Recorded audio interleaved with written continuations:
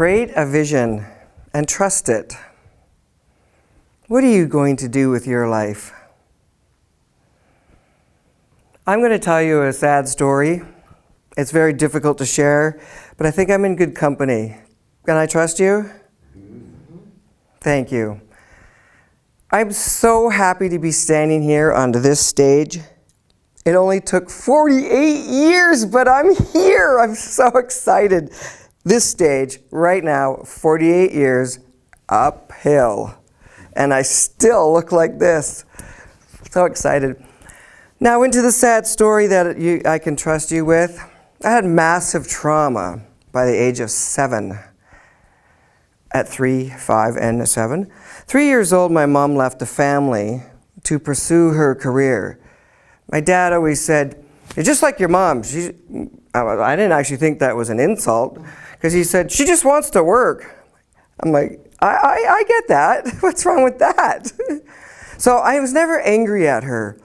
I kind of had a feeling that I understood her. She was my mom, and I always heard growing up, "You're just like her." Later on, I said to my father, "If I'm just like her, she left you because you're an alcoholic." He says, "You could be right." Because I won't date one. First thing I want to know, does he drink? Bye, I'm not doing that. It was because my dad was an alcoholic that we were apprehended by social services and taken to a foster home. It was a good foster home. We were fortunate, the 3 of us got to stay together, so we were still biologically a family there. But it was at the foster home that I met Pastor Daw. He came to the foster home and picked us up and brought us to church. And I'm not sure if you know anything about trauma, but when you're traumatized, you remember everything or you remember nothing. I remember everything about being 4. And I remember Pastor Daw, and he was on his stage, and he was talking as if I was the only one in the room. And the connection that we had was incredible. He always talked about forgiveness, and we all have a calling, and the traditional hell, damnation stuff, but that wasn't the message that I got the most. It was, we all have a calling and forgiveness. At 5 years old, I'm in school, and they decided that I was modified.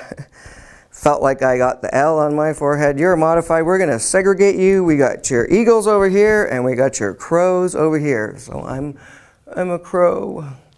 But you know, there was this little tiny voice in the back of my head that said, "I don't think so." But who am I to tell? I'm 5.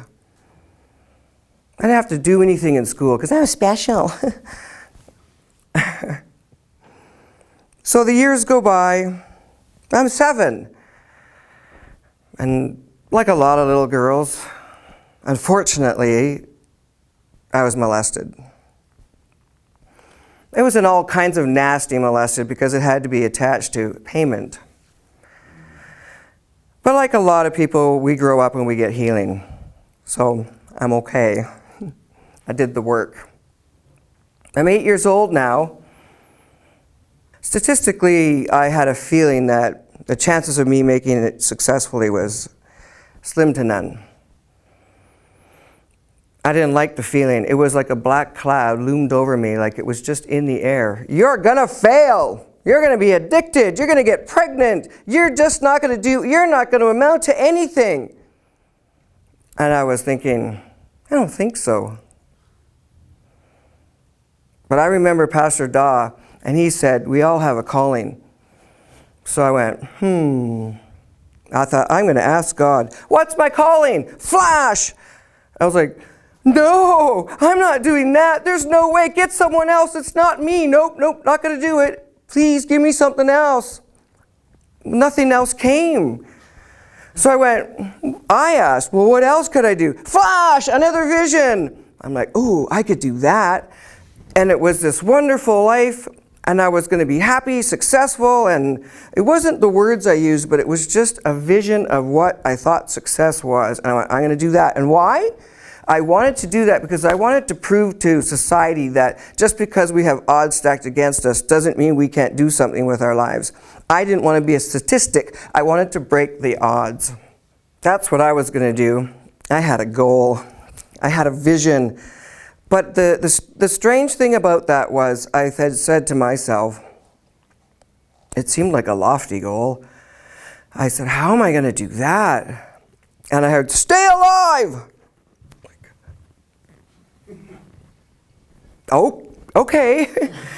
I could do that. So I'm thinking, I just got to do this one thing. Stay alive. I'm 8. I think I'm going to go play with my dolls outside in the yard. I got to age because I had this sense that there was something really wonderful in my future, but I had to be older to see it. So I waited to age. At 14 years old, I met a fellow by the name of Akbar. And he said, Barbara, if you do anything in this world, you must read. I thought it was kind of an odd thing to say. I'm 14. We're kind of like chip on the shoulder, angry kid, because I had a lot of reasons to be angry, and I was. So I just said, yeah, okay, whatever.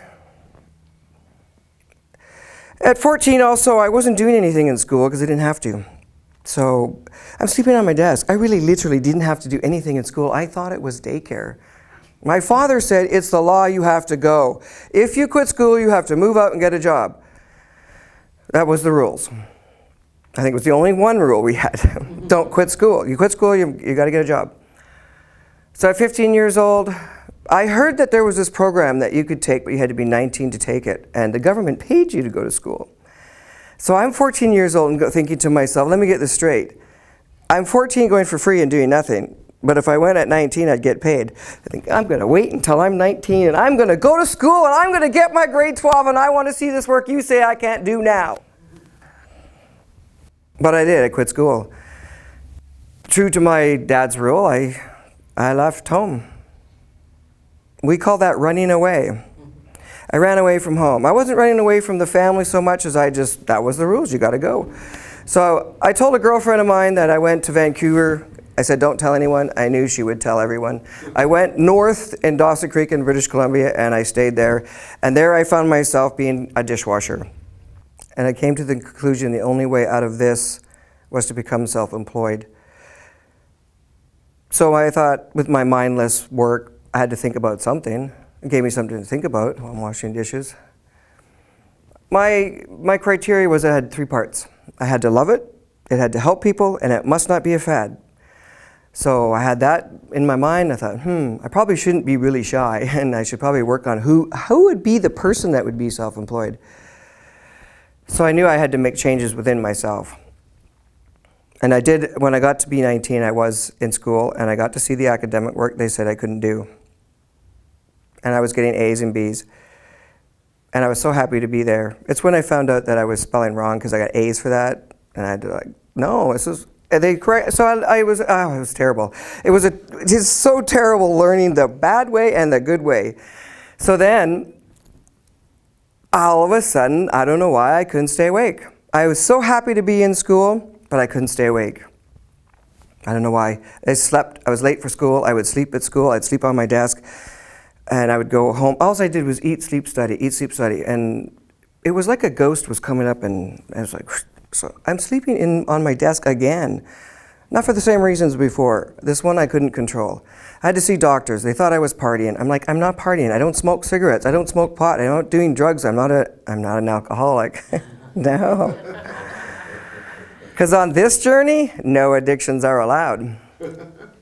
Turns out that I was getting my grade 12 with undiagnosed cancer. So I'm like, seriously? You got to give me this too? I finally make it here and I can't stay awake, and I waited and waited, and I'm here and I'm asleep. So I just ate. I didn't focus on the goal. Get your grade 12. Sleep, eat, study. Sleep, eat, study. No, I'm not partying. Yes, I'll see a doctor. Eat, sleep, study. I would be diagnosed when I was 26 with thyroid cancer. I'm not exactly sure why that made me sleep, but it did. And after that, I'm good. Cancer-free. But you know, the pain of all of those, another blow is enough to just make you want to die. I wanted to quit. I wanted to drop out. I was like, can I go? No, stay alive. I'm like, oh yeah, right. There's a mission. There's a mission. I figured if I was going to be self-employed, I probably shouldn't be shy, so I started reading, and one of the first books that came to me was Norman Vincent Peale, The Power of Positive Thinking. I remember Akbar, he said read, so I went, okay, I'll read it. I read for 25 years, studied. Akbar, I did read, I did! Thank you for that signpost. Little messages along the way of my journey, 48 years. Read, study. I did. Are you starting to get the idea of what it means to be self-educated? Thank you. I really wanted to check out, though. If it wasn't for that vision, I wanted to go, I wanted to die.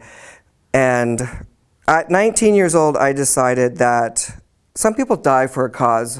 And I got the feeling that I was living for one, because I wanted to set an example of what was possible against all ridiculous, stupid odds. At 26 years old, I was self-employed. I was in property management, but it wasn't enough. I had residual income. I had just enough to get by, but it wasn't enough. It still wasn't that vision. There had to be more, and I thought, in between all that, I'd go to cocktail parties and talk to people, and people would say they were struggling to quit smoking. I went, really? It's one of the easiest things I've ever done. I mean, getting my grade 12 was hard, but this was easy. And they went, really? What did you do? So I would tell them a few things that I did, and they're, oh, wow, that's amazing. There wasn't enough time, though, to say everything I did, and I was really surprised that people were interested in this. So I said, well, maybe I'll just write it down. I'll give you a copy. So I did. In year 2000, I published How to Quit Smoking, Even If You Don't Want to, and then I turned it into a live event that I facilitate today. And CEOs, because I work with companies, they go, what's your education? I'm like, stay alive. How do you answer? What's your education?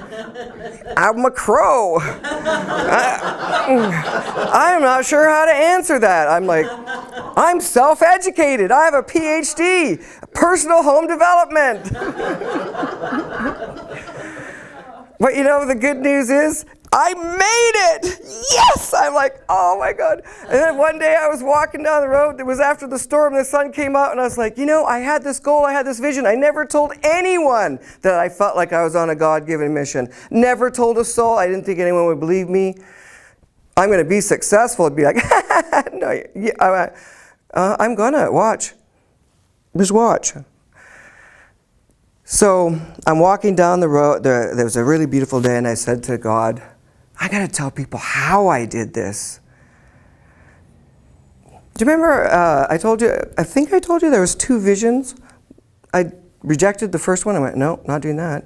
Are you guys interested in knowing what the first vision was? The one I rejected, the one I argued with God, said no. Do you want to know what that one was? Yes. It was me standing on this stage in front of you. I believe that when we trust our vision, it has the power to keep us alive. Forgiveness goes a long ways too. Thank you.